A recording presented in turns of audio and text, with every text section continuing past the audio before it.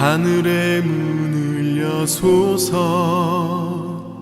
이곳을 주목하소서 주를 향한 노래가 꺼지지 않으니 하늘을 열고 보소서 이곳에 임재하소서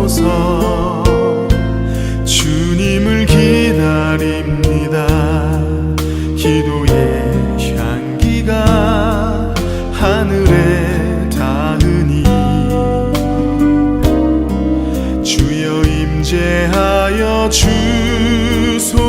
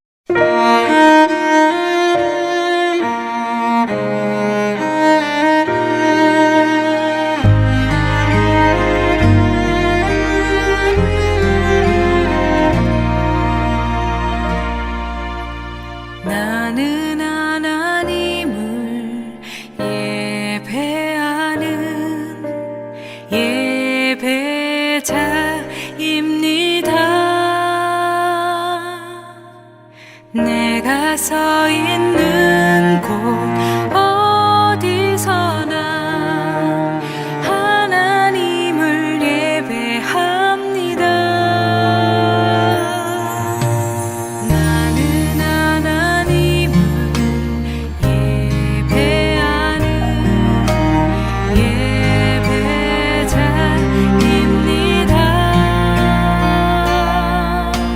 내가 서 있는 곳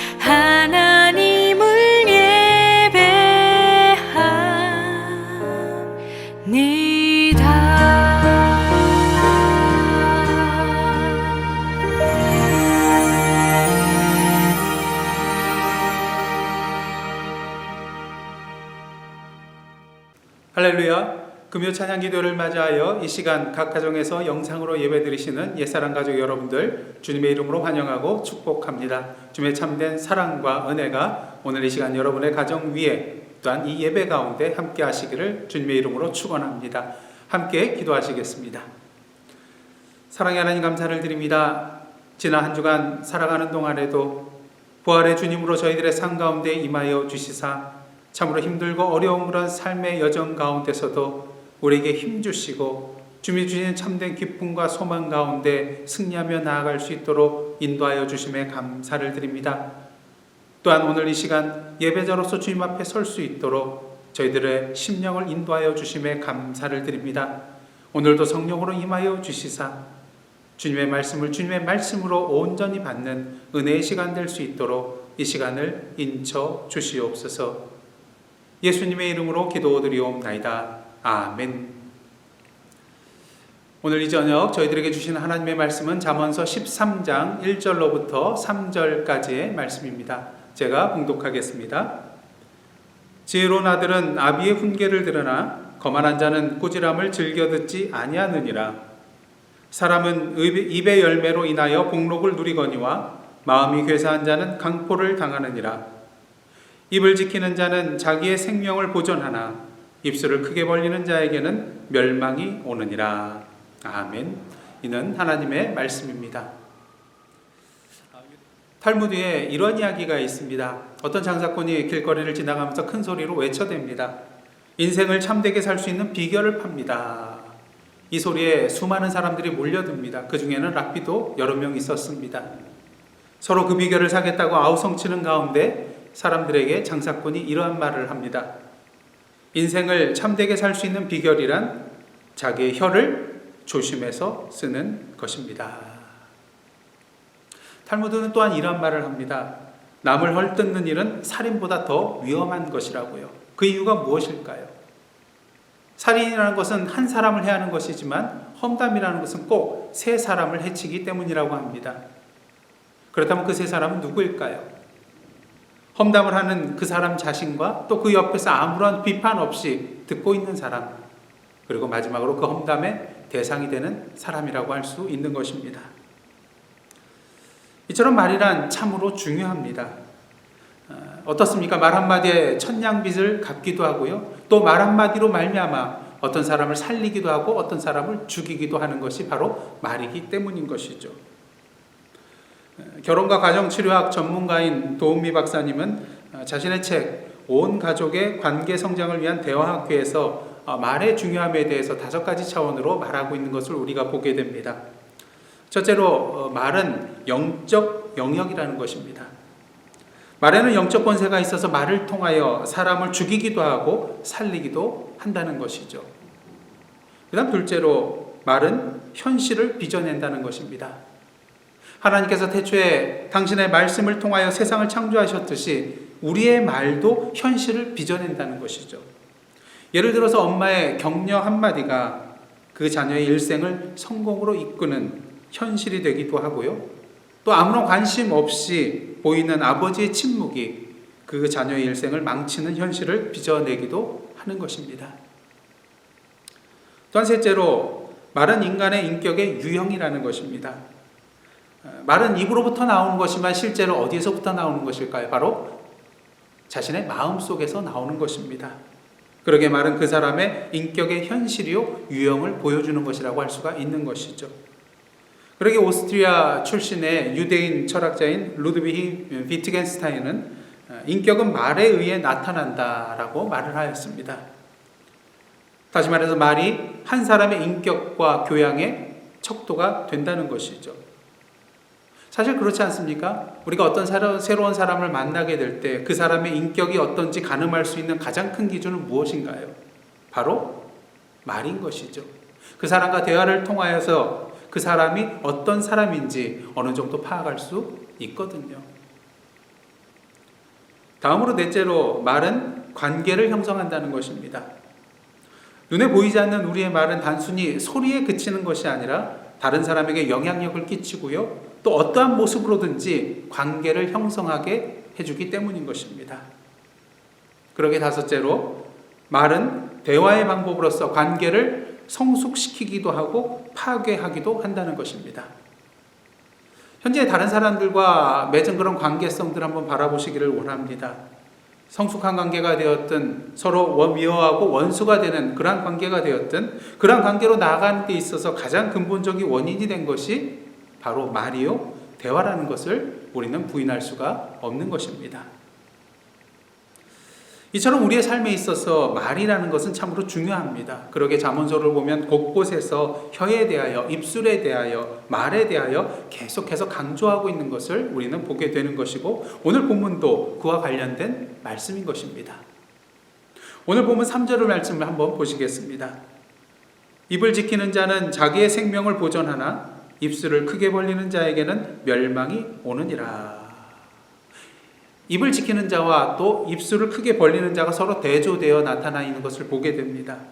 한마디로 입을 지키는 자가 지혜로운 자요, 입을 크게 벌리는 자가 미련하고 어리석은 자라는 것이죠. 물론 전도서 3장 7절 말씀처럼 우리가 살아가는 데 있어서 상황에 따라 잠잠해야 될 때가 있는 반면에 또한 말해야 할 때도 있는 것입니다. 둥지 안에 있는 아기 새는 입을 크게 벌려서 항상 소리를 질러야만 합니다. 그래야만이 어미새가 배고픈 줄 알고 먹이를 그 입속에 넣어주기 때문인 것이죠. 하지만 오늘 본문에 나오는 입술을 크게 벌리는 자는 이 경우에 해당되는 것이 아닌 것입니다. 오늘 본문에 나오는 입술을 크게 벌리는 자란 문자적으로 입술을 자기 멋대로 여는 자를 말합니다. 다시 말해서 아무 생각 없이 무책임하게 말을 내뱉거나 무차별적으로 남을 비방하고 중상하는 그러한 사람을 말하는 것이죠. 무심코 던진 돌에 개구리가 맞아 죽는다는 속담이 있습니다. 아무런 생각 없이 무심코 던진 말 한마디가 다른 사람에게는 큰 상처가 될 수 있다는 것을 우리는 알아야 된다는 것이죠. 어떤 병원에 이러한 게시판에 이러한 문구가 적혀 있었다고 합니다. 개에 물린 사람은 반나절 만에 치료받고 돌아갔고 뱀에 물린 사람은 3일 만에 치료를 끝내고 돌아갔습니다. 그러나 혀, 즉 말에 물린 사람은 아직도 입원 중입니다. 무심코 내뱉은 말이 얼마나 독하고 치명적인가를 보여주는 그런 문구라고 할 수가 있는 것이죠. 그러게 옛말에 3, 4, 1원이라는 말이 있습니다. 말하기 전에 3번을 생각하고 말하라는 것이죠. 그만큼 심사숙고하여 신중하게 말을 하라는 것입니다. 아무런 생각 없이 말하다 보면 말에 실수가 있기 마련이기 때문인 것이죠. 중요한 사실은 잘못 생각한 것은 다시 주워 담을 수가 있습니다. 하지만 한번 내뱉은 말은 다시 주워 담을 수 없다는 것이죠. 한번 내뱉은 말은 마치 시위를 떠난 화살과 같이 다시 걷어들일 수 있는 것이 아니기 때문인 것입니다.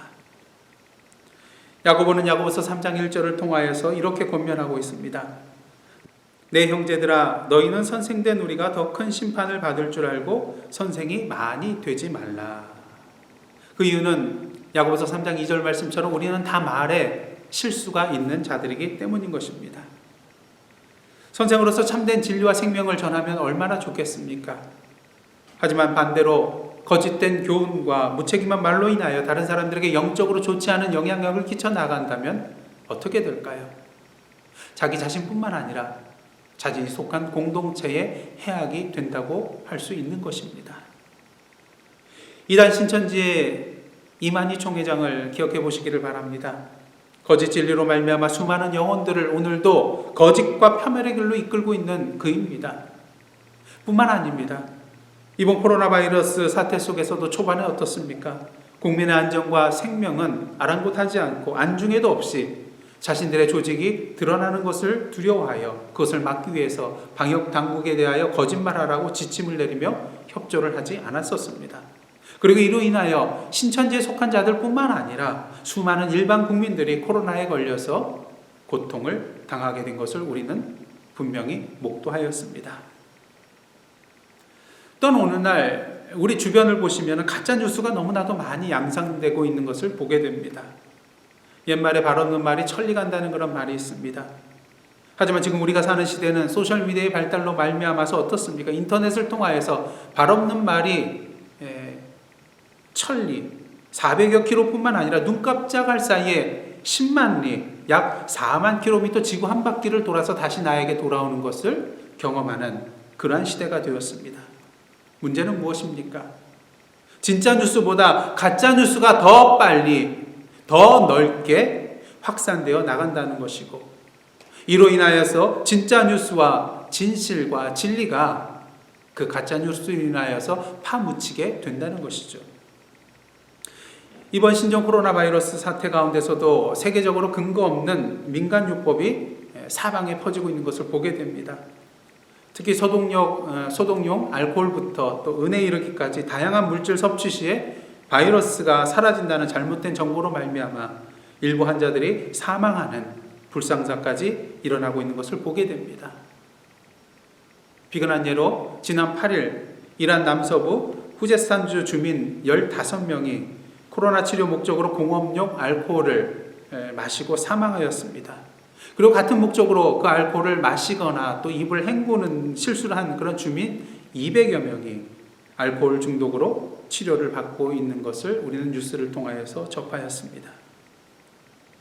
이처럼 우리 지체 중 작은 지체인 혀의 힘은 참으로 놀랍다고 할 수가 있는 것입니다. 그러므로 야고보서 3장 3절로부터 5절은 이 혀의 능력을 이렇게 표현하고 있습니다. 3절입니다. 우리가 말들의 입에 재갈 물리는 것은 우리에게 순종하게 하려고 그 온 몸을 제어하는 것이라. 말의 입에 물리는 재갈 참으로 작습니다. 보잘것없습니다.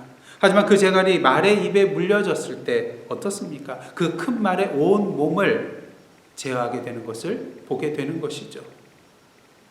다음으로 4절입니다. 또 배를 보라. 그렇게 크고 광풍에 밀려가는 것들을 지극히 작은 키로서 사공의 뜻대로 운행하나니. 아무리 거대한 그런 배라 할지라도 작은 키를 통하여서 사공이 자신의 마음대로, 자신이 원하는 대로 그 배를 움직일 수 있게 된다는 것이죠. 다음으로 5절과 6절입니다. 이와 같이 혀도 작은 지체로 돼 큰 것을 자랑하도다.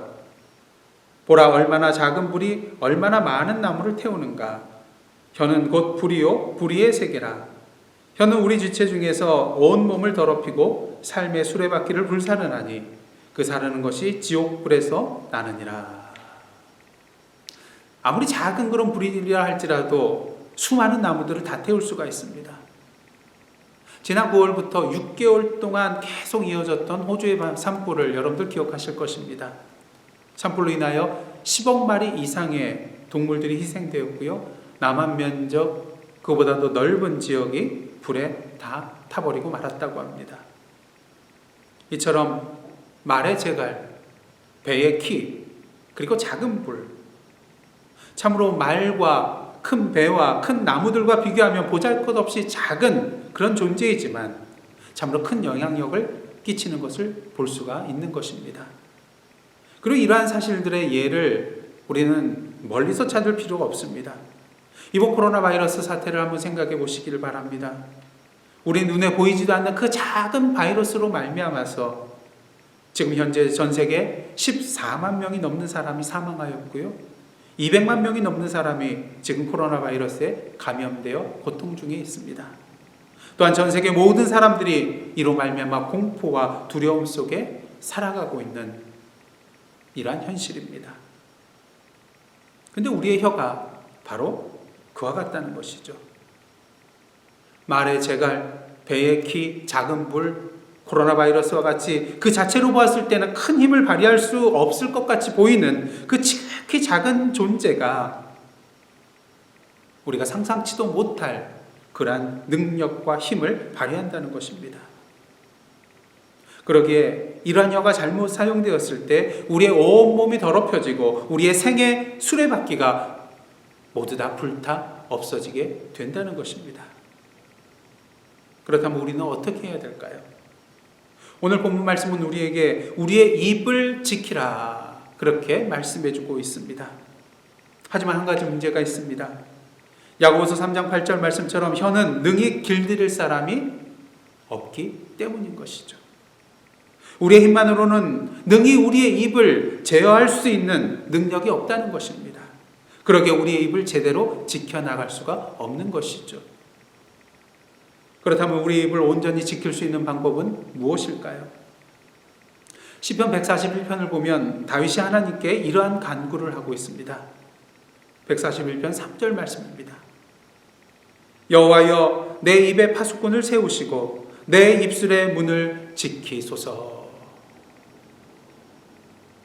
여호와께서 자신의 입에 파수꾼을 세워주셔서 입술의 문을 지켜주실 때만이 자신의 말이 온전해질 수 있다는 그러한 고백인 것입니다.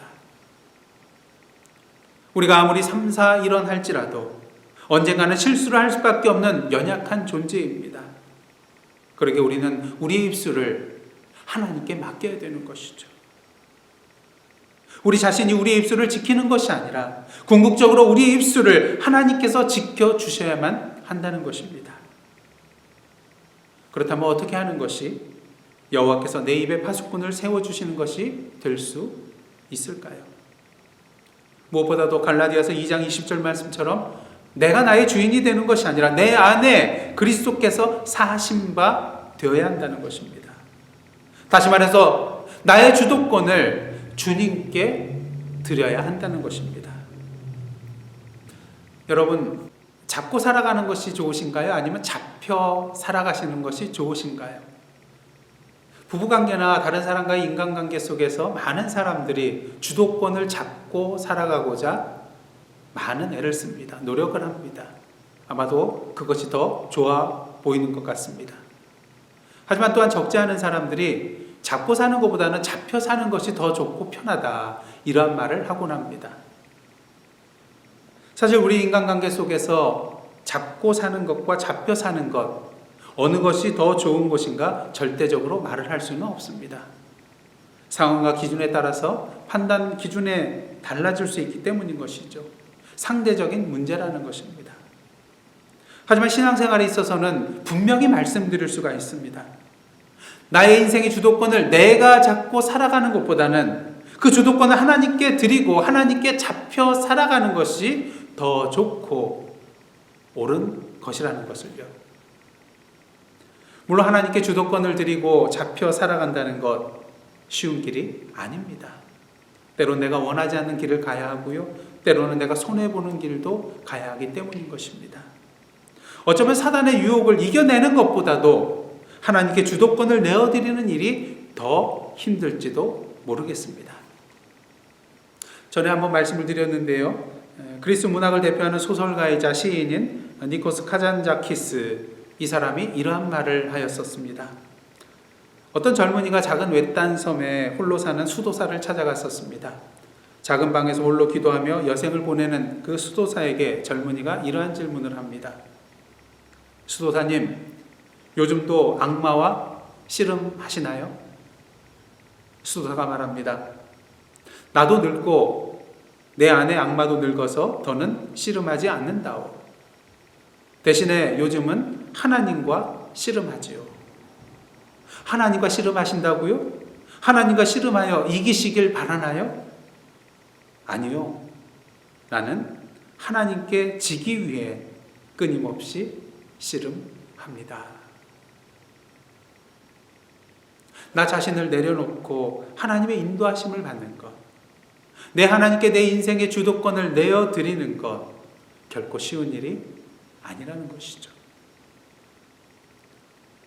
바라기는 사랑하는 예사랑 성도 여러분, 비록 쉽지는 않겠지만 주님께 잡혀 사는 저와 여러분의 삶이 되기를 원합니다.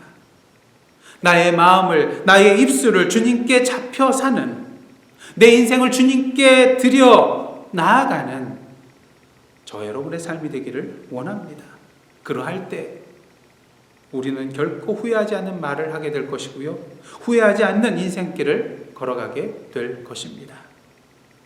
인간적인 나의 말이 아닌 주님의 말씀과 뜻대로 말을 하게 될 것이며 시편 119편 105절 말씀처럼 주님의 말씀이 내 발의 등이요 내 길에 빛이 되어주실 것이기 때문인 것입니다. 결코 실족하지 않게 된다는 것이죠. 그러게 오늘 본문 3절 말씀은 입을 지키는 자는 생명을 보존하지만 입술을 크게 벌리는 자는 멸망의 길로 가게 된다고 말해주고 있는 것입니다. 여기서 보존한다는 단어는요, 가시로 울타리를 친다는 그런 의미를 가지고 있다고 합니다. 여러분, 울타리는 어떠한 기능을 가지고 있나요?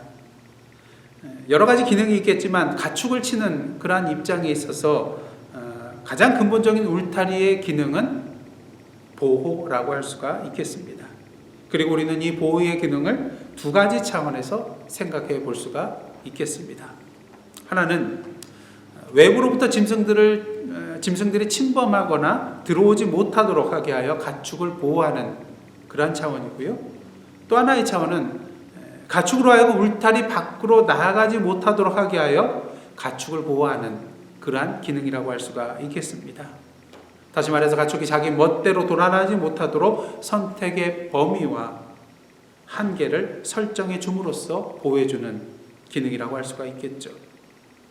물론 자기 마음대로 다니지 못하기 때문에 불평과 또 불만이 있을 수 있을 것입니다. 하지만 그러한 범위와 한계의 설정은 결국 그 가축의 생명을 위한 것임을 우리는 분명히 알고 있습니다. 문제는 그것을 다 알고 있으면서도 정작 우리가 그 가축의 자리에 들어가게 되었을 때 하나님께서 우리를 위하여 쳐놓으신 울타리에 대하여 불평하고 원망하고 힘들어 한다는 것이죠. 하나님께서 왜 아담과 하와에게 선악을 알게 하는 열매를 따먹지 말라고 명령하셨을까요? 모든 열매를 다 따먹게 허용하셨다면 아담과 하와가 죄를 지을 이유가 없지 않겠습니까? 우리가 그 이유를 분명히 알 수는 없지만 우리가 생각해 볼 수 있는 가장 큰 이유 중에 하나는 아담과 하와로 하여금 자신들이 있어야 할 자리를 분명히 알게 해 주시기 위함이었다는 것입니다. 하나님께서 아담과 하와에게 모든 것을 허락하셨지만 선악을 알게 하는 열매를 먹지 못하게 하신 것은 그들로 하여금 교만의 길로 나아가지 않도록 하시기 위함이었다는 것입니다. 선악을 알게 하는 열매를 볼 때마다 자신들이 할 수 없는 것이 있음을 깨닫고 자신들은 피조물이요 모든 것을 하실 수 있는 분은 오직 창조주 여호와 하나님이시라는 그런 사실을 계속해서 잊지 않도록 하기 위함이었다는 것이죠. 그리고 한 걸음 더 나아가 오직 하나님의 말씀에 순종하며 사는 것이 그들이 참된 평안과 기쁨 가운데 살아갈 수 있는 유일한 길이라는 것을 알려주시기 위함이었다는 것입니다. 하지만 아담과 하와는 어떻습니까? 하나님께서 그들을 위하여 마련해 놓으신 울타리를 훌쩍 뛰어 넘어갔습니다. 출애굽한 이스라엘 백성에게 하나님께서 계명을 주신 이유는 무엇이겠습니까?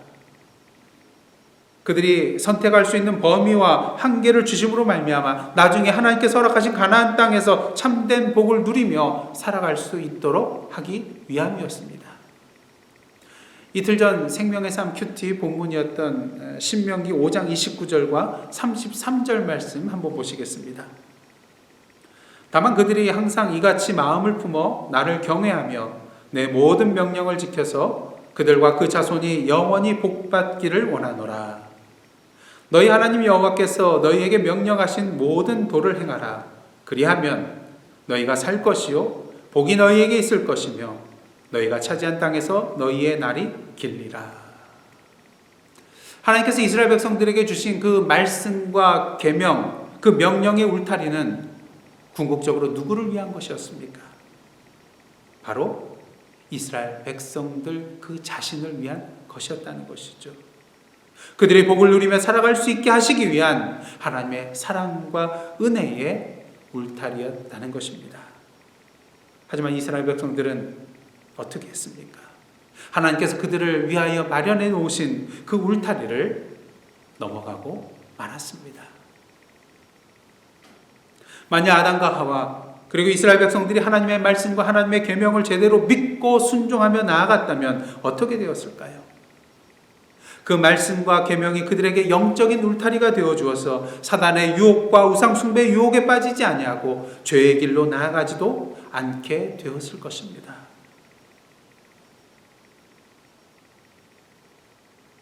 그렇다면 저와 여러분의 삶의 현실은 어떠한가요? 그런 의미에서 이 시간 다 함께 따라하시기를 바랍니다. 말씀의 울타리를 넘어가지 맙시다. 그런데 우리는 종종 이 울타리를 넘어갑니다. 오늘 말씀에 나오는 입술을 크게 벌리는 자가 바로 여기에 해당되는 자입니다. 피아노는 1년에 한두 번 정도 조율을 해줘야 된다고 합니다. 왜냐하면 시간이 지나면 지날수록 온도와 또한 습도의 변화로 말미암아서 음 높이가 달라지게 되기 때문인 것이죠. 물론 전문가의 귀가 아니면은 이런 미세한 음의 차이를 분간해낼 사람이 별로 많지는 않습니다. 하지만 문제는 무엇입니까? 분명한 것은 그 음 높이가 달라진 피아노가 내는 음은 비슷하다 할지라도 더 이상 절대음이 아니라는 것이죠. 잘못된 음이라는 것입니다. 마찬가지로 우리의 말 또한 하나님의 말씀으로 조율을 해주어야만 합니다. 그렇지 않을 때 하나님의 말씀과 뜻과는 다른 말이 우리의 입술을 통해서 나아가기 때문인 것이죠.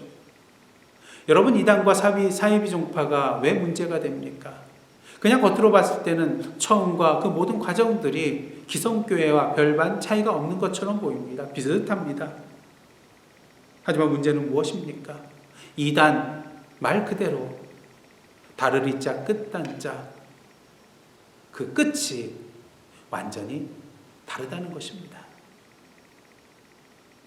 그런 의미에서 여러분, 비슷한 것, 유사한 것에 속지 마시기를 바랍니다. 오직 하나님의 말씀만 바라보시고 오직 하나님의 말씀으로만 조율받으시는 저와 여러분의 삶이 되기를 원합니다.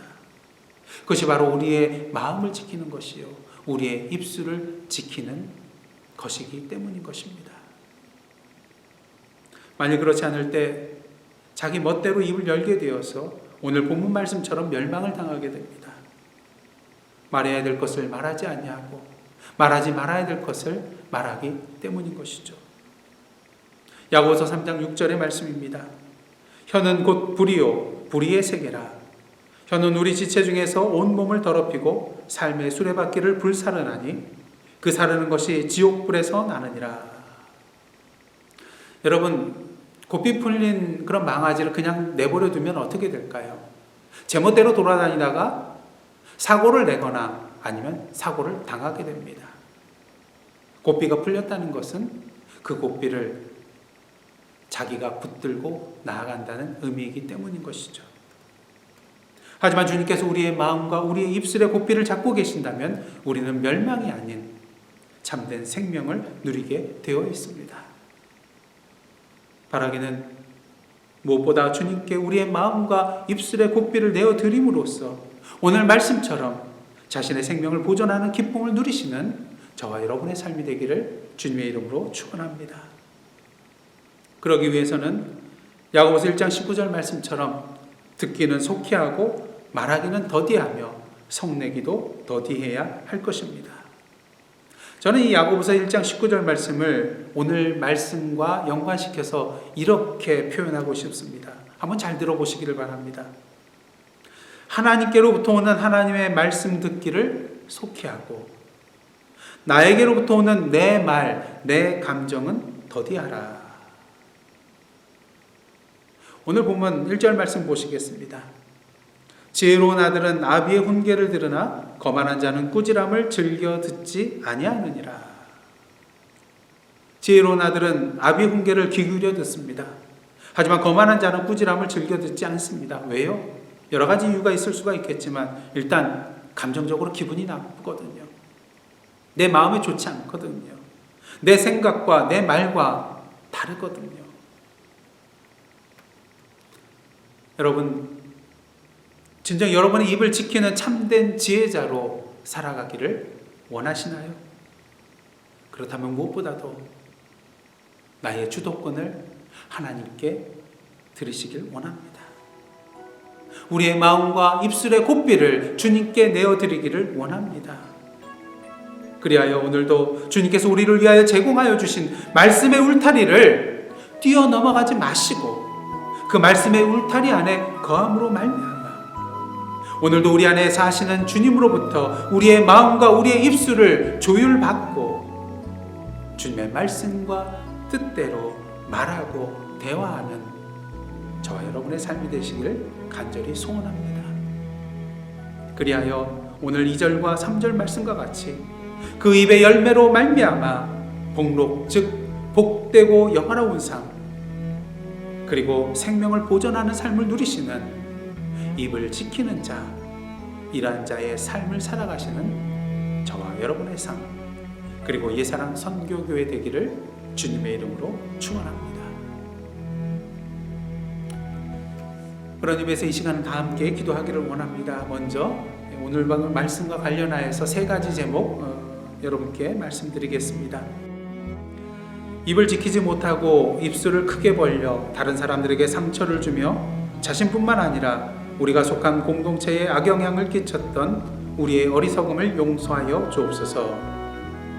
주님께 우리의 마음과 입술의 고삐를 내어드리며 우리 인생의 주도권을 내어드리는 삶을 살게 하옵소서.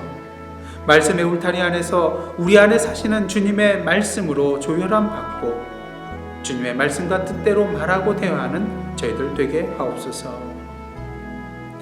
성령이여 우리의 입술의 파수꾼이 되어주셔서 연약한 우리의 마음을 지켜주시고 주님 보시기에 아름다운 입술의 열매를 맺게 하옵소서.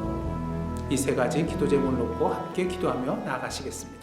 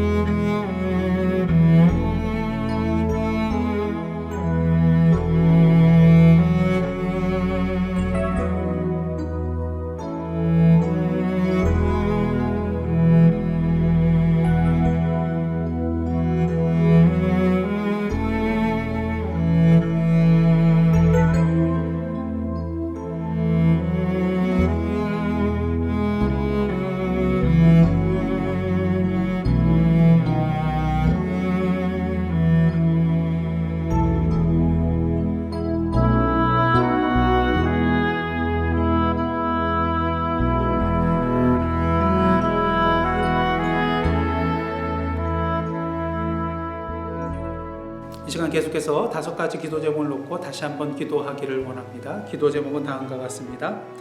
코로나 바이러스로 말미암아 신음하는 지구촌을 위하여 하나님의 치료의 역사, 회복의 역사, 또한 참된 평안의 손길이 임하기를 위해서 기도해 주시길 바라고요.